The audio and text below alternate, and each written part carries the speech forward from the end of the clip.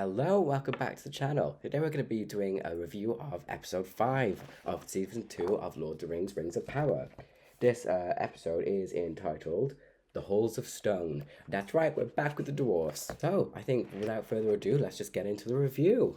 This episode, number 5, begins with King Durin picking up his ring and putting it on. As promised, the ring helps them, as now King Durin can actually hear the mountain for himself. And he begins to dig through what Navi and Durin say is a foundation wall in the mountain. But King Durin digs there anyway, telling them that he knows best. And he does, because he opens up a hole in the mountain and light begins to pour in. So now they've got sun restored. King Durin also shows them other places to dig, and this eventually makes Khazad-dûm restored, and the sun shafts and everything else is restored, and Khazad-dûm is now back to being saved. No longer on the brink of starvation, the people are now happy and saved. Here we see King Durin starting to become obsessed with this ring though. And here he says he's also been able to see where all the treasure in the whole of the mountain lies. We know he's not influenced by Sauron, as his will is too strong, as any dwarf is, but he is becoming greedy and reckless and not thinking clearly, which is explored very well, I think, in this show. But for now, Khazad-dûm is saved, and Durin is proud of his father, but Disa and the Stone Singers don't feel right. Disa doesn't trust the ring. We then cut to Celebrimbor celebrating the 7 dwarf rings in Eregion, and they think this is a success. Sauron in his Anatar disguise is looking and feeling low, however, probably because he doesn't understand happiness, but also he was hoping the dwarfs would, be under his control by now, but I guess he's realizing that they're not going to be under his control. So he's having a little sulk, he's not happy, things did not go the way he planned. Also here, the doorway to the eventual mines of Moria that we see in the first film has been built, and we see its origin. I think this was so cool, and I audibly gasped when they pulled off the sheet and we could see the doorway. It was such a great inclusion to see this. Navi calls it the Doors of Durin, the new west of our mountain. And he says that the password is known only to friends. Ah, too bad it all goes. But it is a beautiful moment. However, who should ruin this beautiful moment? You guessed it, it's Anatar. And he says to Celebrimbor, he finds it hard to stay festive when those most affected by Mordor's rise are still suffering. This is now why he wants to make 9 rings for men, because he feels the dwarf rings obviously failed him, so now he's going to seek to control other areas of Middle-earth, basically the whole of Middle-earth with the human realms and kingdoms. It is here that I think Anatar isn't actually realizing the effect it will have on the dwarves. He thinks those rings were a failure. He's not, I don't think, at this point realizing their greed. But he does, eventually, and they do show it in this series, but not in this episode. Also here, he begins more manipulation on Celebrimbor, and he's making himself seem empathetic and caring. Well, we all know he's not. Celebrimbor is the one to actually say out loud, rings for men, because previously Anatar just said he wants to make 9 more rings, but he didn't say for who. It was Celebrimbor who said it, obviously because Anatar has placed that into his mind, somehow. Celebrimbor here begins to suss out Anatar, and I think he starts to feel that he's being manipulated and deceived.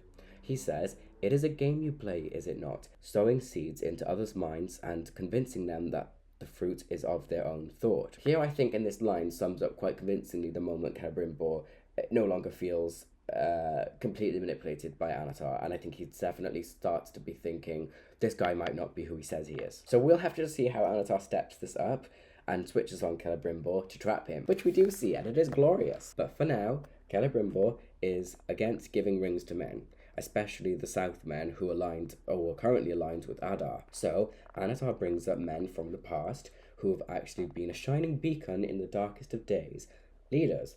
He then suggests they make rings for men they can trust, the wisest, most noble, the purest of heart. From Numenor to Rune, we identify 9 ring bearers. That's what Anatar says to Celebrimbor. Of course, Anatar wants a wide reach of men from all over Middle-earth, as he hopes to corrupt them all, control them all, and then he will obviously have the whole of Middle-earth as his own. He does actually succeed here, but not with Celebrimbor, not yet, who doesn't want to tempt failure with more rings in case they don't work. This again, I think, is showing Celebrimbor's ego. He has successfully made 3 elven rings and thinks he's made successfully 7 dwarf rings. So why continue with more rings? Because he wants to be remembered as a success, and he wants the High King to see him as a success. So why bother making more rings and tempt fate, tempt failure? Here, Celebrimbor says no. He says the rings of power are complete. I think it's also important here that Celebrimbor has said this because Anatar now will use his ego against him once more. What I mean by that is the line where he said, "Why tempt failure?" So he's now going to play into Celebrimbor's ego and kind of persuade him he's not finished, not done. Before you can remember, Anatar says to Celebrimbor, "You will be the Lord of Rings, the Saviour of Middle Earth." But now that Celebrimbor has said he won't complete the rings, he won't do the 9 rings, and if the rings completed, Anatar says, "You have failed your king and people." For now, Celebrimbor has said no, and Anatar says, "Very well, I shall make the 9 myself," which will force Celebrimbor into helping him because it's his forge and his realm, and now he doesn't trust Anatar at all because he just said no to making the rings. He feels they're complete, but Anatar has gone, "I'll just make them myself without you." And I think here Celebrimbor will probably want to stick around to keep his eye out on Anatar, but also I don't think he could be comfortable with anybody making anything in his forge without him being involved. We then cut to Numenor again, which I'm really starting to enjoy seeing on screen. Pharazôn is talking to Kemen, but seems bitter about the elves because he feels the elves built the White Tower of Eresia, the gateway to the Undying Lands, to taunt men. Pharazôn feels that they did this because they have shorter lives and because their days will end, but the elves will not, no matter what men do, how high they climb.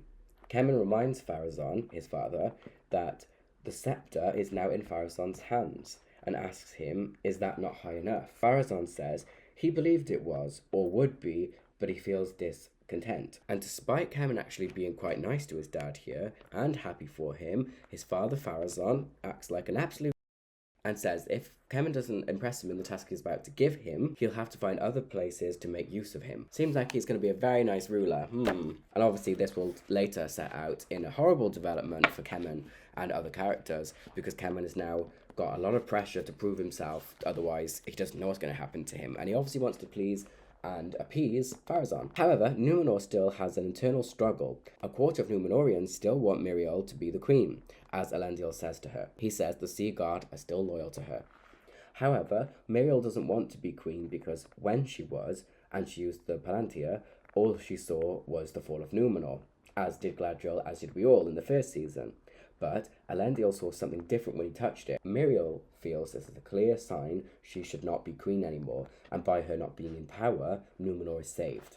Later, we see that the Sea Guard have actually been stripped of their titles and are handing back their weapons and uniform, becoming civilians again. This is overseen by Kemen and Iarion. In line, Valindil stands and says to Elendil, anyone deemed loyal to the Queen Regent has been stripped of rank. Elendil asks on whose authority, and Iarion says, on mine. It is here the two, father and daughter, have a tense talk, and Iarion makes a good point, says, how dare you reduce my grief to petty ambition? My brother is dead because Miriel peeped into an elf stone. Here, I think we can see clearly where she and others might be coming from. They are not happy, obviously. People in Numenor don't like elves, and they were misled by Miriel and Miriel's father because they looked into the elf stone, the Palantir. Little do they know Pharazôn's doing the exact same thing. However, I think it is unfortunate that Isildur is alive because it makes all of their motives and moves and power plays incorrect in Numenor. Obviously, they don't know this, but we do. So we know everything they're doing to people in Numenor is kind of sad and not needed because they're doing it out of the anger for Miriel, especially Iarion, and we saw that she deliberately brought the Palantir into the Queen Regent's becoming a queen to show the people they can't trust her, and she only did that because she was annoyed that Isildur, she feels, is dead. I wonder if she knew he was alive, if she would have still done the same thing. It's here that Elendil's actually stripped of his rank, but he is lauded by the Sea Guard and the rest of them. And the Sea Guard who praise him and continue to call him captain, despite the fact he's just been taken that rank away from him. This once more shows the Sea Guard's loyalty to anyone who isn't Pharazôn, much to Kemen's dismay. More on that later. We then cut to Gil-galad, who is reading Celebrimbor's letter, saying how everything is just right and everything in Eregion is going well, and that they've shut the forges down, and congratulating him on the success of the 3 rings, and saying that he remains as ever your loyal servant Celebrimbor. which we saw him write, but now Gil-galad is actually reading this. And of course, this is a pivotal moment for the elves in Lindon, because they're deciding, they're deciding, do they send their army off to Mordor after where they believe Adar is, or do they send them to Eregion based on Galadriel's hunch? When Gil-galad was reading this, we actually had this as a voiceover from Celebrimbor. And they did a very good, interesting visual voiceover here, because as obviously Celebrimbor is saying everything's going well, what we see on screen is Anatar making a new forge, and Celebrimbor is clearly feeling the exact opposite of the letter. So they've done this to obviously reinforce that Celebrimbor is completely regretting things now, where things were good for Celebrimbor, but now he's lost control, and he's no longer in control, and he feels that he is being manipulated and does not trust Anatar. But how does Gil-galad know that? Because he's just sent off a happy letter to say everything's all good. And I guess at this point, during the voiceover, Celebrimbor is looking worried, and I guess he's wondering, will he be helped? Celebrimbor doesn't think so because of his letter to Gil-galad, telling everyone there that nothing's gone wrong and everything's great, and you should not come, and I'll be with you soon. However, what Celebrimbor doesn't know is that Elrond and his company are on the way to save him, or were, as they are now back on their way to Lindon, and only Galadriel has gone to try and save him, but she can't because she's been captured by Adar. So no help to Celebrimbor comes. Again, it is here that Celebrimbor is reinforced as vulnerable and hopeless. Because Celebrimbor feels he has no help coming and no other options, he will now have no choice but to create the 9 rings. It then cuts to Disa and Durin, and Disa is concerned about the ring. She feels it's cheating the mountain. She's worried that the ring is corrupting King Durin, which we know it is. Later, the couple are at a market, and Disa wants to buy a gift for one of their children, but it's a lot of money, and they ask why. And it is here one of the dwarfs say because the King Durin has done a ring tribute tax. He goes on to say that every coin spent, another goes to the crown, which is not good because it's showing that the ring is starting to make King Durin, who we know wasn't very greedy, thanks to Durin saying this. We know he wasn't greedy before, but now he's got a crown tax. So the greed has already begun to take over King Durin, and now Durin is just as worried and concerned as Disa. After buying the gift, Disa drops it and it rolls into an unknown passageway leading to a new area of Khazad Dûn, which nobody's discovered yet. The area is a lake set inside of the mountain. Disa sings to try and locate the gift, which is like an amethyst orb. And I think also she's singing here to kind of view the mountain's new passageways, to explore this new area. However, she is met with an ominous bellow, and the water in the lake kind of splashes angrily towards her. This causes her to drop the orb, and then it smashes, and then we don't see Disa again, I don't think, for a while. It kind of gets us to think, is Disa in trouble? Is she in danger? So I think this could either be the Balrog, who's answered Disa's call through her song, or perhaps it is the Watcher. And for those of you who don't know, the Watcher is the big water monster that is outside the Mines of Moria in the first film. He's called the Watcher, or it's called the Watcher. We then cut to King Durin, who has invited 6 emissaries of the dwarf kingdoms, the other ones. They are there to see the rings for themselves, and they are shown what they can do, as in giving wealth to Khazad Dûn and restoring its kingdom. King Durin wants the Age of Dwarfs to begin, but not without a price. So King Durin is charging the other 6 dwarf lords, and this did not happen in Tolkien's work. As we see in the Lord of the Rings films, all 7 of them pick up their rings, respectively, at the same time. Or at least that's how Peter Jackson's made it out. However, here, King Durin has got the ring first before the other dwarfs, and is now blackmailing the other dwarfs that if they want success and if they want wealth and riches and to be in the Age of Dwarfs, they have to pay him. And it's quite a hefty price, as we find out later. However, I should note here, again, the show is making up its own lore. I think this is why fans of Tolkien's work aren't happy with watching the first season or the second season. I would say that it is frustrating that they've gone with this weird blackmail storyline for Khazad Dûn when that didn't happen in the books. And I don't know why they'd veer off so much, other than to illustrate that King Durin has become greedy. But they've already illustrated that with the fact that he can't be without his ring, and that he can see all the treasure in his own mountain, and the fact he wants to dig deep. But I don't think they should veer too much off the pathway of what Tolkien set down originally, because it is obviously annoying fans and making them not want to watch the show, which isn't the point when you're trying to make a show you want people to watch. Also here, I now know that the 3 elven rings were made in secret by Celebrimbor, not made with Halbrand and Sauron, and he didn't know rings. When he comes back as Anatar, he starts talking about the success of the 3 elven rings. And of course, Sauron, in any form, Anatar, Halbrand, Sauron, was never meant to know about the 3 rings' existence. So it is stupid that they have decided again to show that Anatar, being Sauron, actually knows about the three Elven Rings' existence. In the books, it is actually just the seven dwarf rings and the nine for men that they make together, and Sauron obviously makes the one ring without Celebrimbor knowing. Anyway, here we see the beginning of the downfall of Khazad-dûm, because King Durin instructs Na'vi to dig deeper than he previously told them years ago. He set like a boundary years ago where they couldn't dig because it wasn't safe to, but now that he's got the ring and he's been corrupted, he's asking them to dig through that barrier that he previously set. And Durin doesn't like this at all, and he goes to see his dad, to say there is something under the mines. Lisa heard it herself, being either the Balrog or the Watcher. Durin actually calls it a nameless evil, powerful and ancient, so most probably the Balrog, which we know because we see it in the trailer. So they mustn't dig. He warns his dad not to dig. Na'vi looks worried about this, but King Durin instructs Na'vi to do what he's been told, which he does do. King Durin also reinstates Durin as prince again, something Dithra is now worried about, firmly making her against the rings. We then cut to Celebrimbor in Eregion, in the new forge. It is here we see tools begin to move all by themselves and fly across the room. Anatar says that Medania was attempting to resize a ring, but evidently has turned herself invisible. So I'm not sure if this is one of those lesser rings they made, because as they were trying to do the 9 rings and the 7 rings, they made loads of different rings, all to test out different kind of powers and levels of strength in these rings.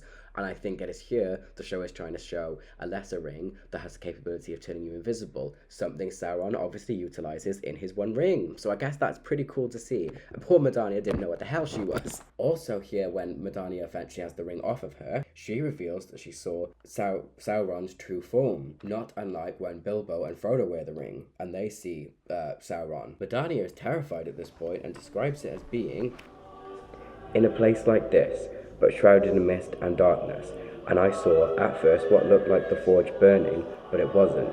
It was tall, and its skin was made of flames. It came towards me, breathing, reeking of death, and I saw its eyes, pitiless and eternal. I think it's been here among us all along. But before Medania can say more, Anatar interrupts saying, "There is nothing to fear, look around, all is well." Obviously, Medania has gone into this secret realm where we see where Bilbo and Frodo end up, or whoever ends up when they put the One Ring on, and it's that weird kind of other parallel universe where you can see things for how they are. You can hear the spiders talk. You don't hear just spider squeals. You actually hear them talk, as we saw in The Hobbit when Bilbo put the ring on and heard the spiders speaking. You also see the Nazgul, their real form in this shadow realm world. So I think it's really interesting. Medania has put on not the One Ring, but she's put on a lesser ring and had the same experience, but she has seen Sauron's true form standing right there amongst them. It also shows the corruption of Sauron just being in Eregion, that perhaps the real version of Eregion is burning and being destroyed. Celebrimbor here doesn't understand why this ring had this power. He doesn't trust Anatar at all and wants to see where Medania stopped following his design. Medania says they added more mithril to fortify the alloy because men are too corruptible. Celebrimbor says no, you should have, but he stops himself. He doesn't want to make these 9 rings, so he's not going to reveal, obviously, the real way to make these 9 rings for them. Again, I think it's here that Anatar has deliberately made sure that they would make a bad ring that would scare Medania to death almost, and it would scare the other workers to ensure Celebrimbor would put them right. It's a good manipulation tactic from Anatar to pretend they need Celebrimbor because they can't do it without him. Before Celebrimbor can decide, Durin shows up. Celebrimbor says, tell him to wait, but the elf guard says Durin wants to talk about the rings. So Celebrimbor goes alone to see what the problem is. He doesn't want Sauron there or Anatar there with him for obvious reasons, that he's starting to distrust Anatar. So he decides to go speak to Durin in private. Durin says he's worried because King Durin is changing and he has charged the other dwarfs for a ring.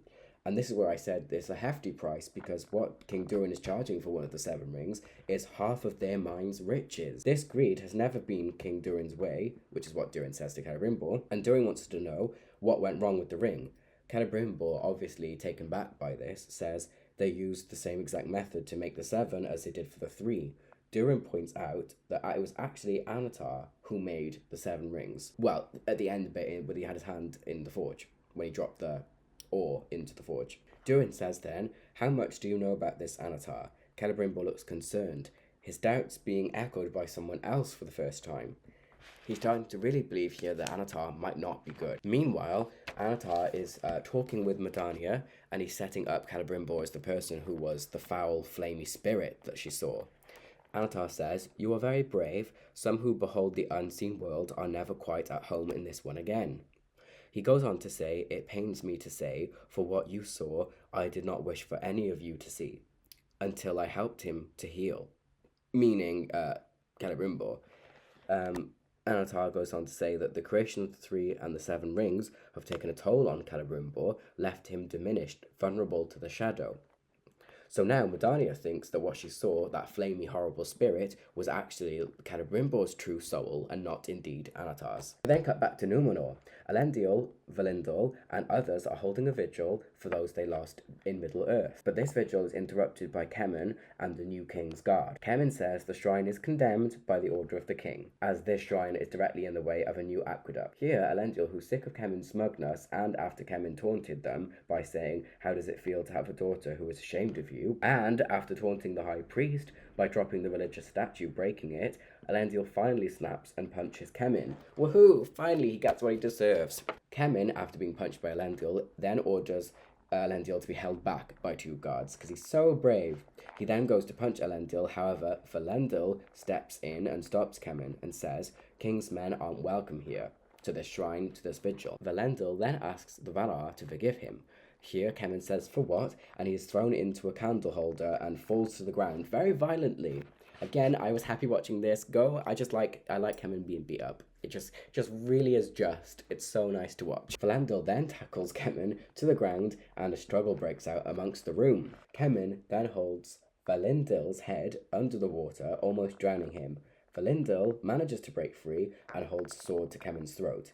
At this point, he should have killed Kemen, but Elendil persuades him not to. Unfortunately, that wasn't good advice because Kemen, like a coward, runs Valindil through with a sword through the back of him, quite literally backstabbing him. And I feel like here will be one of the first deaths in the battle for Numenor, and it's poor Valindil that has to take that. We then cut again to Celebrimbor and Anatar. Celebrimbor asks if, in some way, Anatar altered the rings, and Anatar says no. And when Celebrimbor turns his back to walk off in thought, Anatar smiles deviously here and says, "We did." Obviously, by lying to Gil-galad, we crafted the rings out of deceit. It is here that Anatar says that you lied. You must go to Lindon and confess the truth of the 7 rings before matters worsen.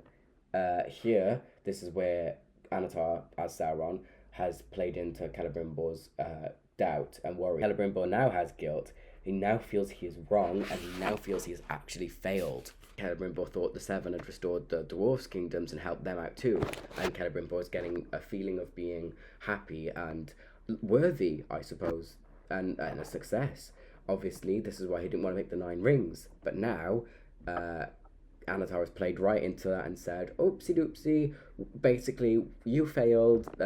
We made these rings out of deceit because we didn't tell Gil-galad we were making these rings. Therefore, you've deceived your High King, you've deceived your people. This is why the rings aren't working for the dwarfs the same way they work for the elves, because we've put deceit into these rings." Celebrimbor says no, he won't go to Lindon and confess to the High King. He says if they did that, he feels this would end him ever being able to make anything in a forge again.